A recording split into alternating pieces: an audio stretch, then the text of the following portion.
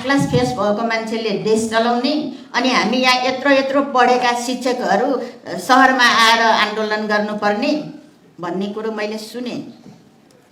र म विनम्र साथ सबैलाई के अनुरोध गर्न चाहन्छु भने मैले अघि भने मैले दुईटा विषयमा मास्टर्स गरेको छु। त्यसको प्रमाणित कपी सर्टिफिकेट मसँग छ। तर म मेरो श्रीमान केपी ओलीको ज्ञान उहाँको विविध विषयको उहाँको ज्ञानको अगाडि म केही पनि होइन। किनभने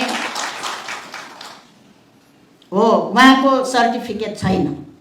सर्टिफिकेट किन भएन यो तपाईहरू सबैलाई थाहा छ। जेलमा बसेका थुप्रै साथीहरूले पनि सर्टिफिकेट लिनुभएको छ। तर त्यो सर्टिफिकेट लिने साथीहरूको गुरु पनि जेलमा केपी ओली नै हो।